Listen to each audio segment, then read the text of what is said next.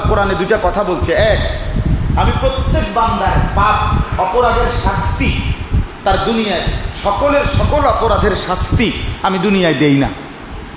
এটা আল্লাহর ওয়াদা। আল্লাহ বলছে এটা আমার সিস্টেম, আমি দেব না। দুনিয়া দিলে কেউ দুনিয়ায় মা তারাকা আলা যাহরিহা মিন দাব্বা, আল্লাহ বলে না আমি যদি নগদ শাস্তি দিতাম ডেইলি ঠিকানা ডেইলি দিয়ে লেখা, তাহলে পরের দিন আর কেউ ঘাড় সোজা কইরা আমার জমিনে হাঁটতে পারত না। কথা বোঝেন না? আল্লাহ তাআলা যদি আজকে রাতের ঠিকানা রাইতে ফিরতে লাগতো, এশার নামাজ না পড়ে যেই নাফরমানগুলো ঘুমায়, ফেরেশতা শুধু একটা লাথি দিত, গিয়া একটা থাম করে লাথি, একটা খিচ্চা লাথি দিত, যদি এক লাথির লগে 7টা মহাদেশের ওই পারে গিয়ে পড়ল, অথবা যদি একটা টানা ছটকোনা দিত ঘাটটা চাইয়া। হারাম কর, কার জমিনে ঘুমাইলি? তোর আব্বার জমিন, এটা তোর বাপের জমিন, কার জমিনে ঘুমাইলি না ফরমান? এত বড় মনিবকে সেজদা দিলি না? কথা বলেন, কি অবস্থা হইতো তখন? সে তার 14 গোষ্ঠী আর জীবনে নামাজ ছাড়তো? আল্লাহ তাআলা বলেন আমি তো করি না বান্দা, আমি প্রত্যেককে নগদ নগদ শাস্তি দিই না বান্দা। আরেকটা হইল আল্লাহ তাআলা বলেন কখনো কখনো আমি আল্লাহ অসংখ্য পাপ অপরাধ জুলুম অন্যায় এরপরে কাউকে কাউকে কখনো কখনো সামান্য কিছু শাস্তি আযাবের কিছু বাদ ইউযিকাহুম বা'দাল্লাযী, বাদ মানে কি?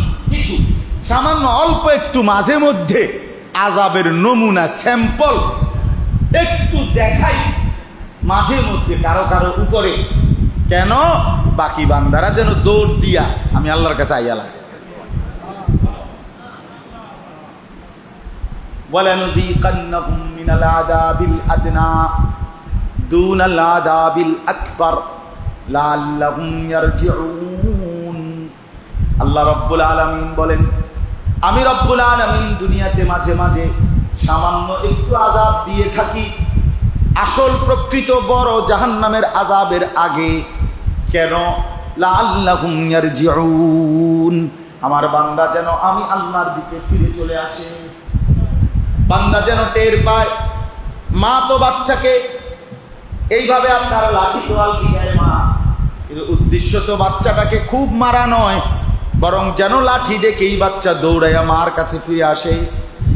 এই জন্য রব্বুল আলামিন মাঝে মাঝে দুনিয়ায় সামান্য আযাব দেয়, বিনিময়ে আল্লাহ বলেন আমি চাই আমার বান্দা যেন আমার আল্লাহর দিকে ফিরে আসে। আর আল্লাহর বান্দা যখন তওবা করে পিছনের গুনাহ ছেড়ে দিয়ে আর করবে না ওয়াদা দিয়ে চোখের এক ফোঁটা পানি ফেলে আল্লাহর কাছে তওবা করে ফিরে আসে, খোদার কসম আল্লাহ বলে বান্দা এবার গুনাহ যদি আসমান পরিমাণ হয় আমি 100তে 1 সিগনেচারেই মাফ করে দেব। ফিরে আসলেই মাফ, পিছনের গুনাহ ছেড়ে দিলেই মাফ, আর করবা না ওয়াদা করলেই মাফ, দিল থেকে ইখলাসের সাথে তওবা করলেই মাফ। আমি বান্দা চোখের পানির অপেক্ষায় থাকি, আমি বান্দা চোখের পানির অপেক্ষায় থাকি। আল্লাহ যেন বলে বান্দা সাগর মহাসাগর নদ নদী খাল বিলের কোটি কোটি পানি আমি আল্লাহর কাছে কোনোই মূল্য নাই, কিন্তু আমার বান্দা যখন ভুল বুঝে আমি আল্লাহর ভয়ে 1 ফোঁটা চোখের পানি ফেলে আমি ওই ফোঁটা চোখের পানিকে বড় বেশি কদর করি। আল্লাহর নবী সাল্লাল্লাহু আলাইহি ওয়াসাল্লাম বলেন আইনান লা তামাসসুহুমান নার, 2টা চোখ জাহান্নামের আগুন স্পর্শ করবে না। 1 নম্বরে আইনুন বাকাত মিন খাশিয়াতিল্লাহ, 1 নম্বরে ওই চোখ যেই চোখ আল্লাহর ভয়ে কাঁদতে থাকে। কার ভয়ে? তারে জাহান্নামের আগুন স্পর্শ করবে না।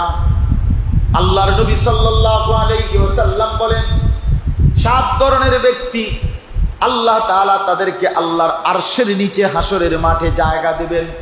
এটা আপনারা বহুত শুনছেন, এই 7 ধরনের ব্যক্তির মধ্যে এক ধরনের ব্যক্তি হলো ওই মানুষগুলো রাজুলুন যাকারাল্লাহ খালিয়ান ফাফাদাত আইনাহু, একাকী নিভৃতে রাত গভীরে ঘরের কোণে একাকী সঙ্গোপনে যেই বান্দা আল্লাহর জিকির করতে করতে চোখ দিয়ে অঝরে পানি ঝরাইত, আল্লাহরে ডাকতো আর একাকী গুনগুন করে কাঁদতো। আল্লাহর নবী বলেন ওই চোখের পানি ফেলা আল্লাহর জিকিরকারী বান্দাকে আল্লাহ তাআলা আরশের নিচে ছায়া দান করবেন। এজন্য বাপ আল্লাহর আযাবকে খামখেয়ালি মনে করে, খামখেয়ালি মনে করে কেন নামাজ ছেড়ে দিবেন, কেন হালাল খাবেন না? দুনিয়ার কতবার দেখবেন, কতবারই তো দেখছেন দুনিয়াতে জালেম টিকে না, দুনিয়াতে পাপী টিকে না, দুনিয়াতে সীমা লঙ্ঘনকারী টিকে না। এটা কি আর একবার দুইবার দেখছে, একবার দুইবার শুনছে?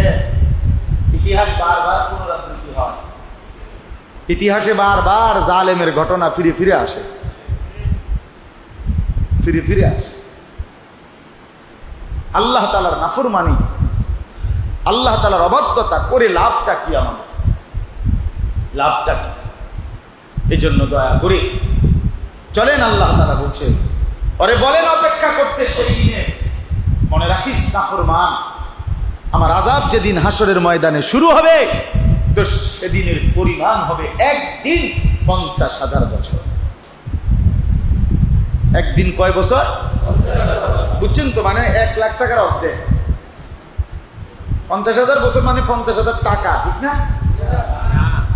হ্যাঁ, 1 লাখ টাকার অর্ধেক, 1 লাখ টাকার অর্ধেক 50,000 টাকা তো মামুলি টাকা, এটা তেমন কিছু না।